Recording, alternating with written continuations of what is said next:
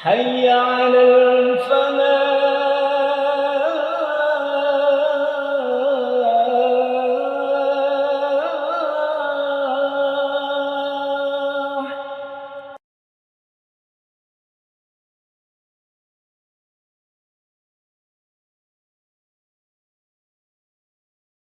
Assalamualaikum warahmatullahi wabarakatuh.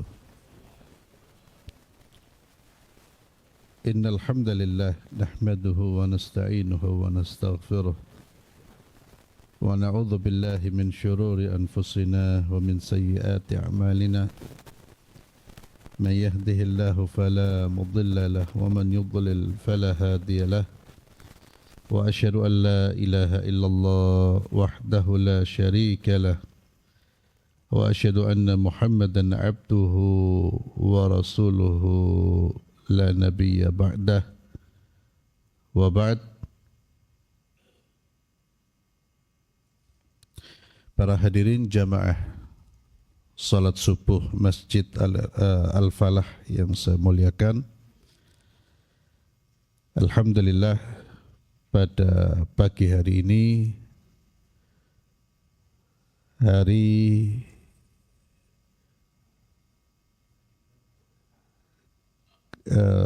tanggal 12 ya, bulan Dzulhijjah ya, sudah 2 hari lewat dari pelaksanaan Idul Adha. Kita alhamdulillah di pagi hari ini masih diberi kekuatan oleh Allah Subhanahu wa taala untuk melaksanakan ketaatan dan ibadah yang diantaranya adalah melaksanakan salat subuh secara berjamaah dan dilanjutkan dengan kajian. Mudah-mudahan kita selalu diberi kekuatan oleh Allah untuk melaksanakan perintah-perintahnya dan menjauhi larangan-larangannya sampai kita berjumpa dengan Allah Subhanahu wa ta'ala. Perbanyak membaca doa, Allahumma ya muqallibal qulub tsabbit qulubana ala dinik. Ya Allah yang membolak-balikkan hati, teguhkan hati kami untuk senantiasa berada di atas jalanmu, di atas agamamu. Para hadirin jamaah salat subuh yang saya muliakan, kita masih membahas kitab Al-Kabair, kumpulan dosa-dosa besar, dan sudah sampai pada dosa besar yang ke-66. Dosa besar yang ke-66 itu artinya tinggal beberapa dosa lagi, maka selesai pembahasan kita ya. Kalau di dalam kitab yang kita bahas ini, kitab Al-Kabair yang ditulis oleh Imam Az-Zahabi, beliau menulis ada 76 dosa besar.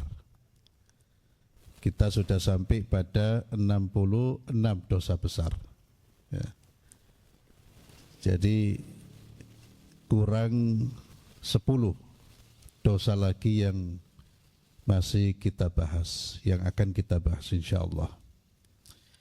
Dosa besar yang ke-66 ini adalah mengebiri hamba sahaya, atau memotong hidungnya, atau menyiksanya secara zalim. Mengebiri itu artinya apa? Menghilangkan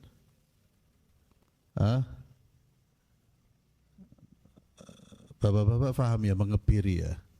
Iya. Jadi orang kalau dikebiri maka yang terjadi apa? Mandul ya, dan hilang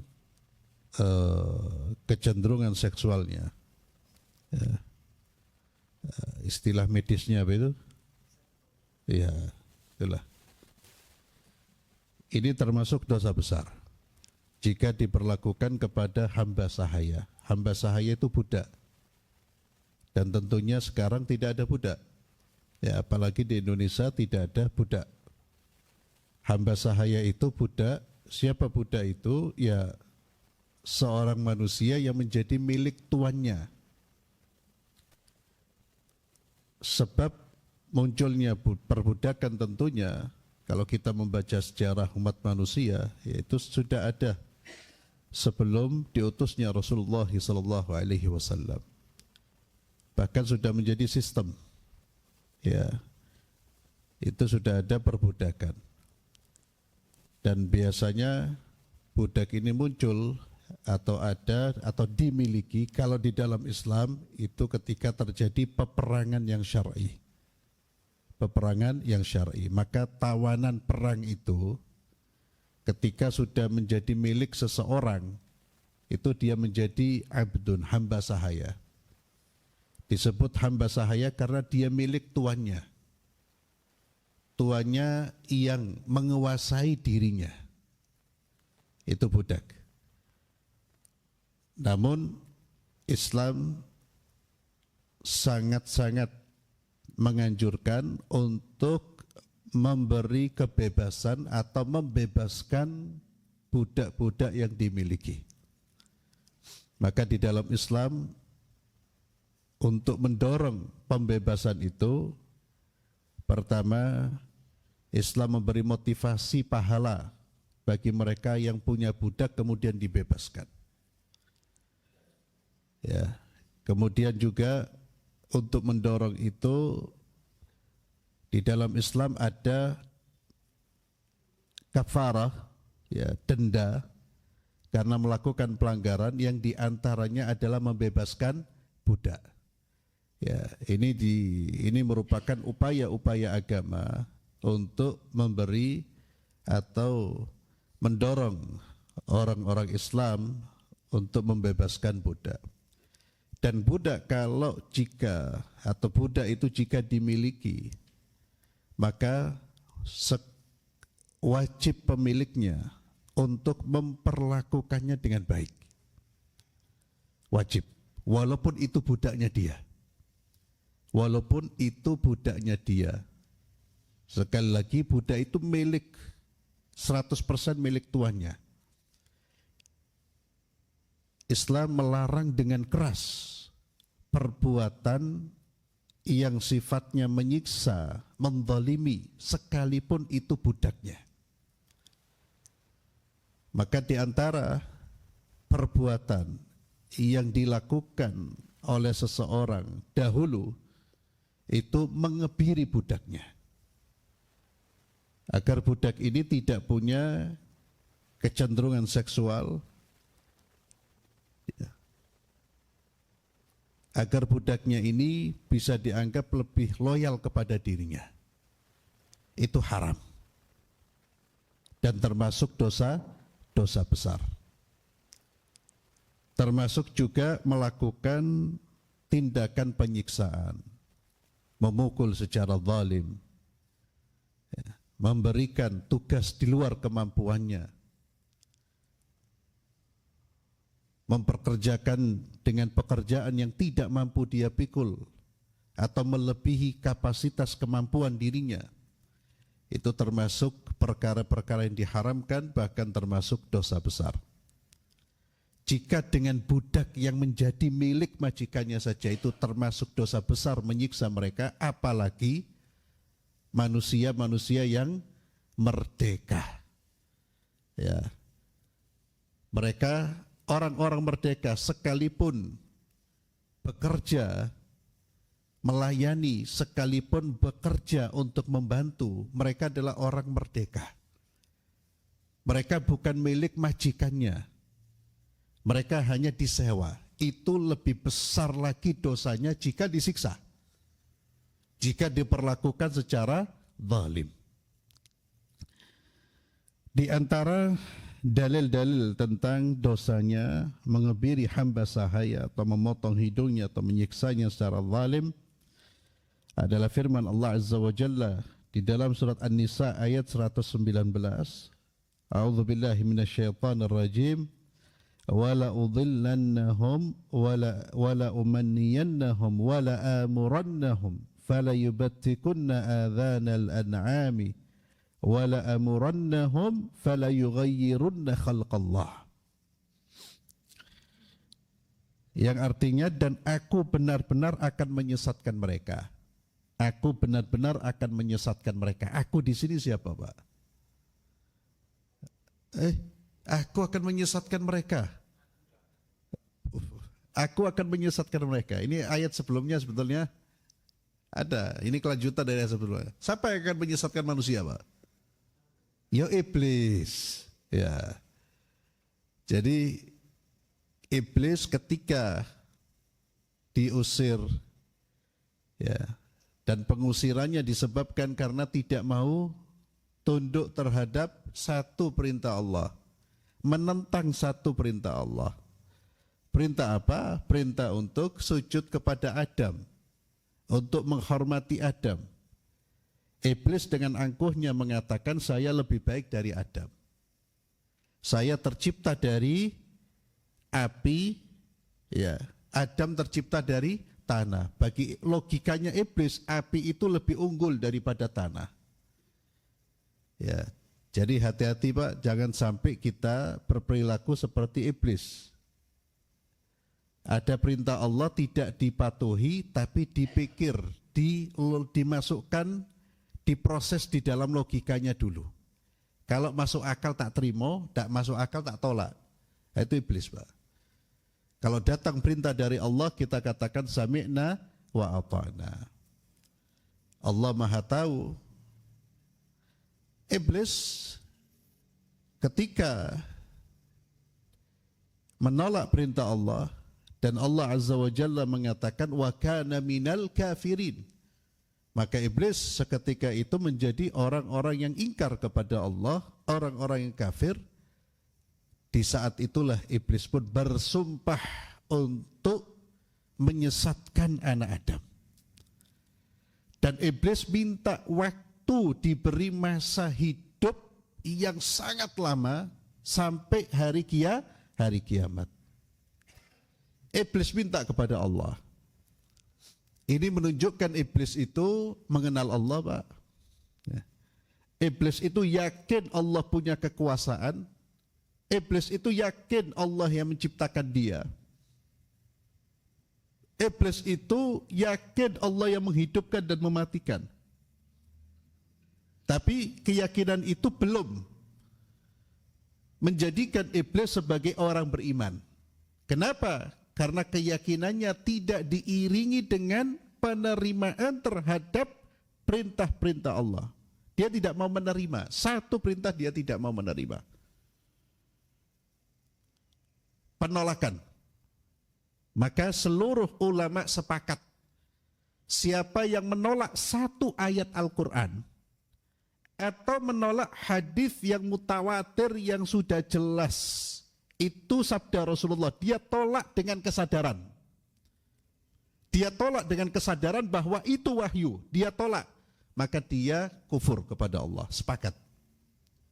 Dalilnya adalah apa yang dilakukan oleh iblis. Maka Allah menyebut iblis wa kana minal kafirin. Iblis ketika tahu dirinya digolongkan sebagai orang kafir dan dimasukkan ke dalam api neraka, iblis bersumpah, ya, dan aku benar-benar akan menyesatkan mereka. Mereka di sini hamba Allah, dan akan membangkitkan angan-angan kosong pada mereka. Angan-angan kosong. Jadi punya angan-angan tapi tidak ada realisasinya. Contohnya apa? Angan-angan pengen masuk surga. Coba sampean tanya, Pak, orang-orang itu yang gak sholat, sampean pengen masuk surga? Pengen, Pak, ya, tapi gak sholat. Amani, termasuk juga amani itu, angan-angan kosong itu adalah pengen jadi orang baik tapi tidak baik-baik. Nanti sajalah jadi orang baik setelah menikah. Nanti sajalah. Nanti sajalah. Nanti kalau Ramadan saya akan menjadi baik. Itu jebakan iblis, Pak. Makanya di antara perangkapnya iblis, perangkapnya syaitan untuk menjauhkan kita dari kebaikan itu apa? Taswif. Taswif itu menunda-nunda. Taswif itu perkataan seseorang saufa. Saya akan. Ketika diajak untuk berbuat baik, nanti saja. Saya akan berbuat baik, nanti saja. Itu sebetulnya dia sudah masuk dalam jeratan. Karena penundaan itu bisa mengakibatkan apa? Batal, tidak jadi melakukan. Sehingga kata para ulama, apa yang kita ingin lakukan dari perbuatan baik jangan pernah ditunda. Bahaya, jangan menunda pekerjaan yang baik, apalagi ibadah, apalagi ketaatan. Orang kalau sudah mengatakan nanti Pak, padahal dia mampu mengerjakan sekarang, tapi dia katakan nanti, sebetulnya dia sudah terperangkap dalam jeratan perangkap siapa? Syaitan. Dan akan membangkitkan angan-angan kosong pada mereka dan akan menyuruh mereka memotong telinga-telinga binatang ternak. Ya. Memotong binatang-binatang ternak. Dan ini perilaku orang masyarakat musyrik jahiliyah dulu. Mereka punya keyakinan-keyakinan terhadap binatang-binatang tertentu yang dianggap memiliki keutamaan.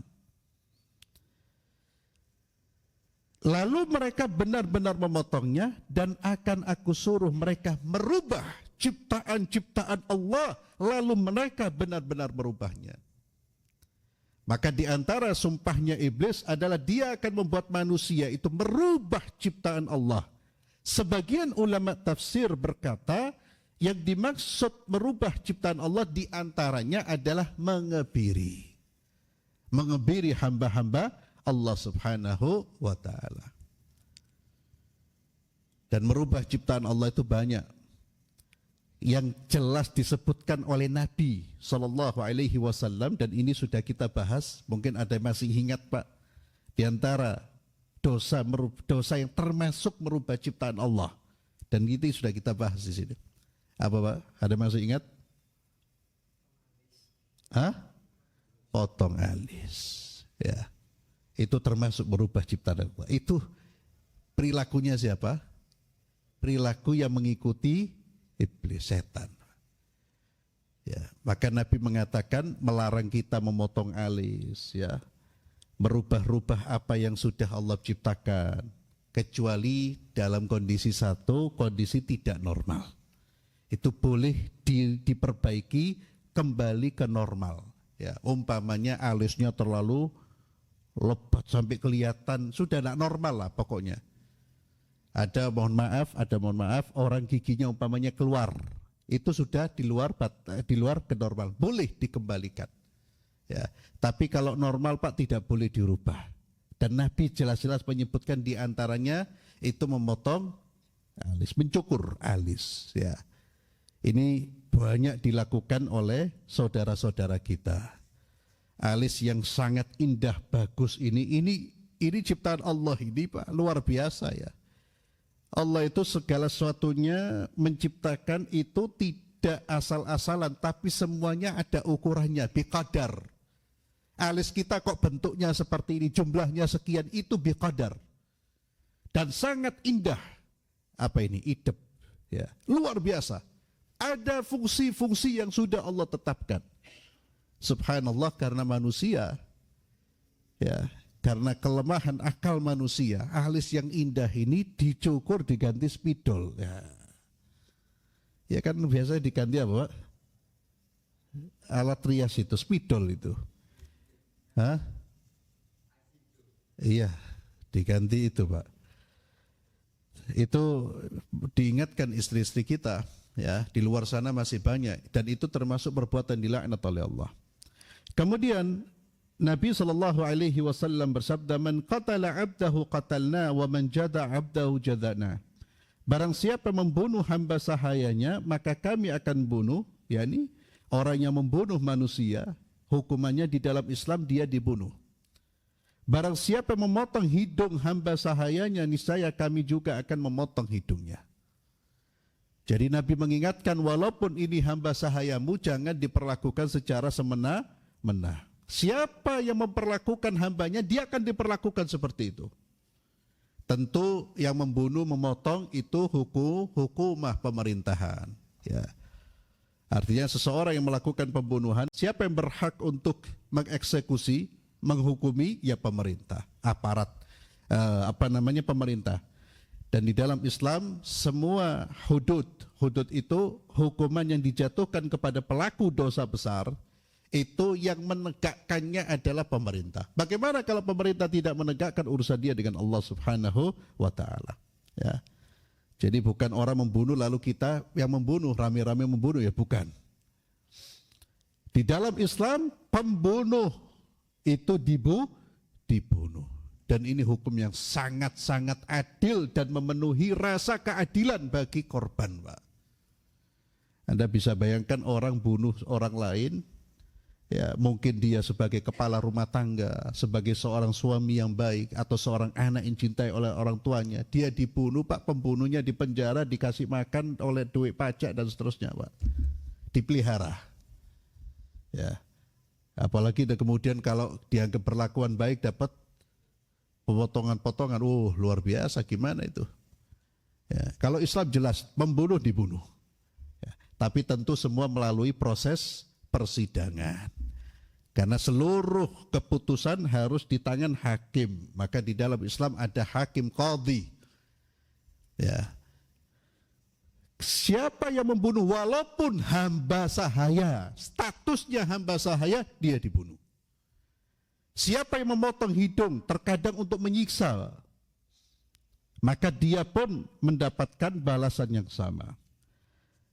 Di dalam riwayat yang lain, Nabi SAW bersabda, man akhsa abdahu ahsayna, barang siapa yang mengebiri hamba sahayanya, niscaya kami akan mengebirinya. Di dalam hadis yang lain, Nabi SAW bersabda, man mathala bi'abdihi fahuwa hurrun, barang siapa yang menyiksa hambanya secara keji, mathala, maka dia, hambanya itu akan merdeka secara otomatis. Dia dimerdekakan. Kemudian juga Nabi SAW juga bersabda, man qadhafa mamlukahu uqima alaihi al-hadd yaumal qiyamah. Barang siapa yang menuduh hamba sahayanya berzina. Ya. Qadhaf, menuduh. Ini termasuk perbuatan zalim, menuduh orang lain yang tidak melakukan perzinaan dengan tuduhan berzina. Bahkan menuduh dengan tuduhan apapun, jika itu tidak benar, itu adalah dusta, itu termasuk dosa besar di dalam Islam.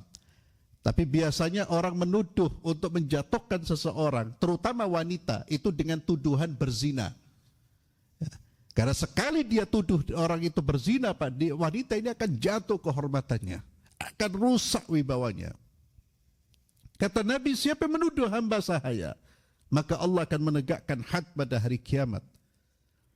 Kemudian di akhir hadis yang dihafal dari Nabi SAW, ya, ini termasuk pesan-pesan Nabi sebelum beliau wafat. Apa pesan Nabi sebelum beliau wafat, Pak? Beliau SAW mengulang pesan ini, as-salatu as-salah, as-salata as-salah. Wahai umatku, kata Nabi, jagalah salat, jagalah salat. Itu diantara pesan akhir baginda Muhammad SAW. Jagalah salat, jagalah salat. Ittaqullah. Kemudian diantara pesan Nabi apa? Ittaqullah, bertakwalah kalian kepada Allah. Fima malakat aimanukum, terkait dengan hamba-hamba sahaya kalian. Jangan semena-mena terhadap hamba-hamba sahaya kalian. Bagaimana Islam memberikan bimbingan, Pak? Jangan semena-mena. Sekalipun itu hamba sahaya kalian, milik kalian itu, jangan berlaku semena-mena. Perhatikan pesan Nabi ini, Pak. Ini pesan yang mengandung dua hal, Pak. Salat yang pertama, dan Nabi mengulang-ulang seolah-olah ada firasat dari Nabi, umatnya akan meremehkan salat. Sehingga beliau mengulang-ulang, as-salata as-salah, wahai umatku, jaga salat kalian, jaga salat kalian. Pesan salat adalah pesan agar kita betul-betul menjaga hubungan kita dengan Allah. Kemudian yang kedua pesannya apa? perhatikan hamba sahaya kalian, bertakwalah kalian kepada Allah dalam memperlakukan manusia.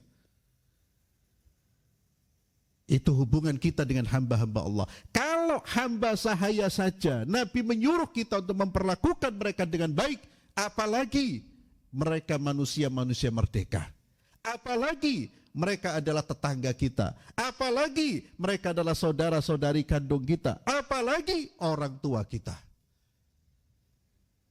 Itu pesan di antara pesan akhir Nabi kita Muhammad SAW. Maka seorang Muslim, dia akan selamat dunia akhirat, Pak, ketika dia bisa menjaga dua hubungan ini. Hubungan dia dengan Allah dan hubungan dia dengan hamba-hamba Allah. Bahkan ini kan kemarin kita Idul Adha, Pak.